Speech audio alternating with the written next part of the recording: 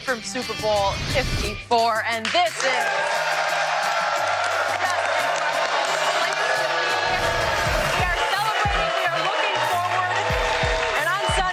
Top two tight ends in the game will face off. George Kittle has been labeled as the league's best overall tight end for the Niners, while Travis Kelce has claimed the title of arguably the best receiving tight end in the game. And joining us now, three-time Pro Bowler Panthers tight end,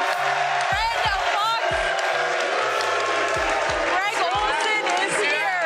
Got a lot of pride here. Also, was at Miami. Yeah, so good to have you back here. It's good to be back. There's a lot of good memories of South Beach. And a lot of support. From my glory days, Shannon. I love it. My glory days. So I'm going to start with you on this one. Kittle or Kelce, who you got as the best?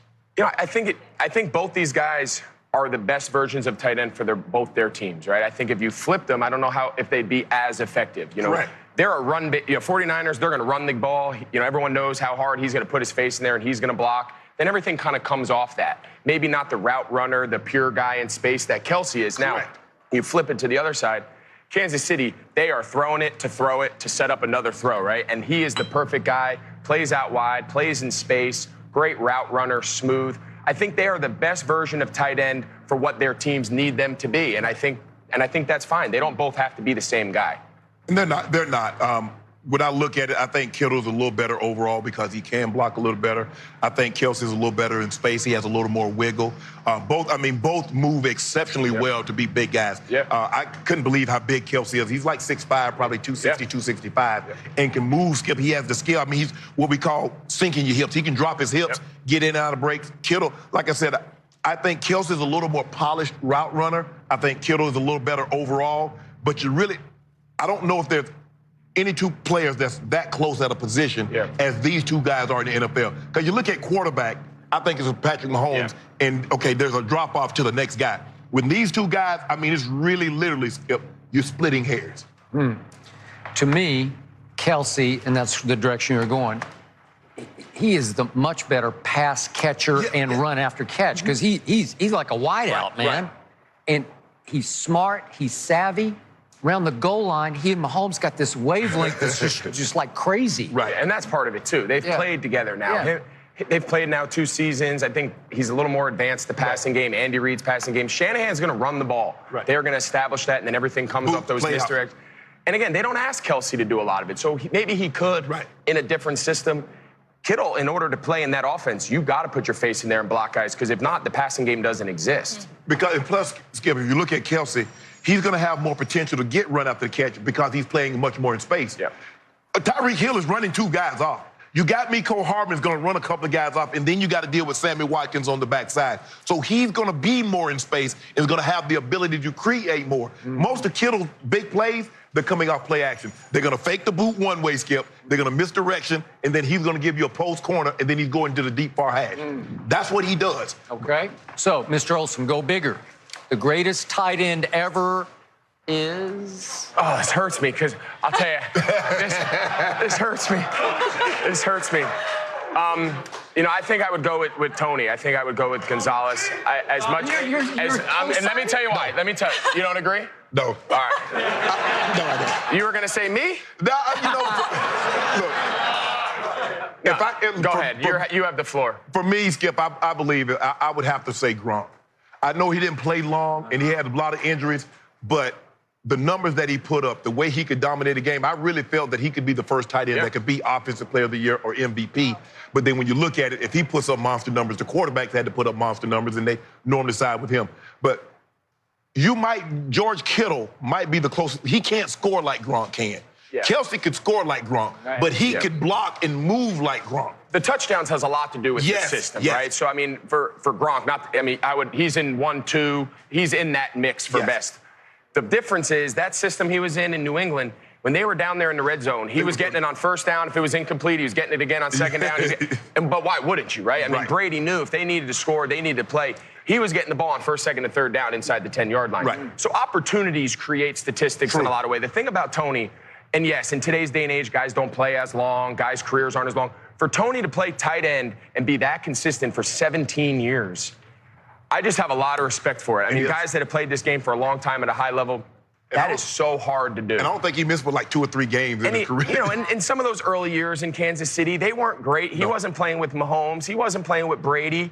You know, he had to really earn some of those productive seasons throughout the course of the year. And then, of course, the end of his career with Matt Ryan and that offense, he was able later in his career to continue to have good production. But I think for 17 years to be that consistent is pretty special. You've had a pretty special career, but I've always wanted to ask you this question, and it may qualify as a crazy question, and you don't even have to answer it. But speaking of the University of Miami, you played here. You got a bunch of them. See him?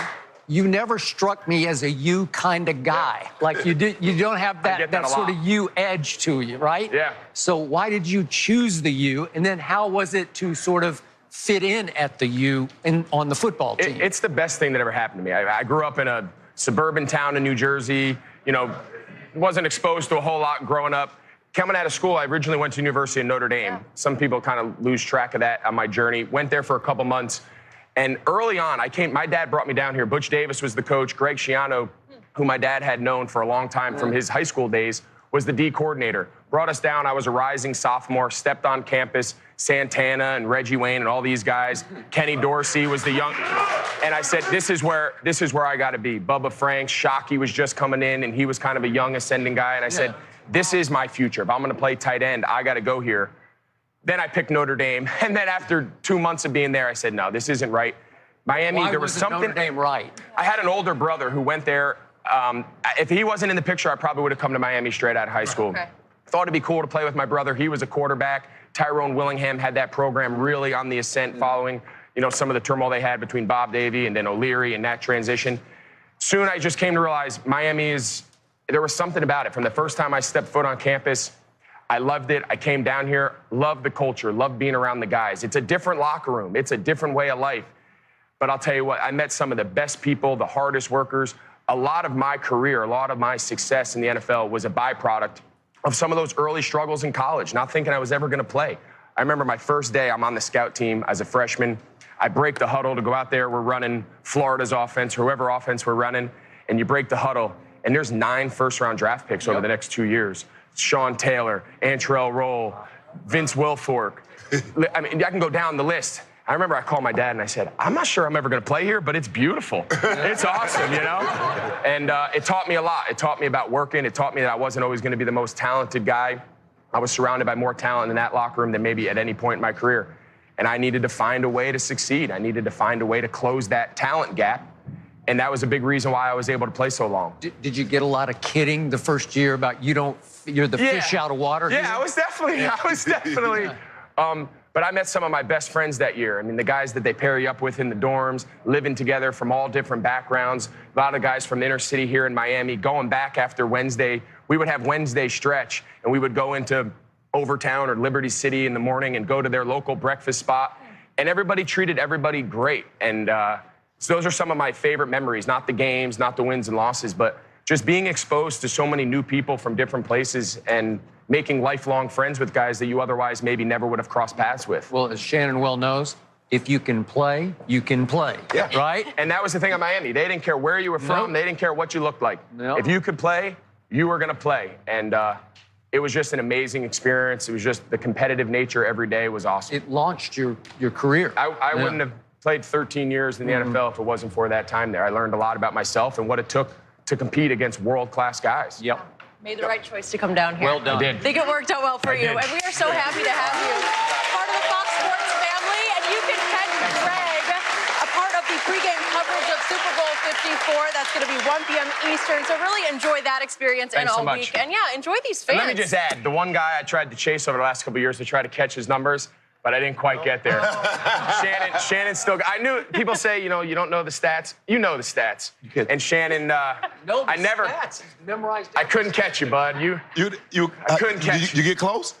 I'm right behind you, man. I'm right behind you.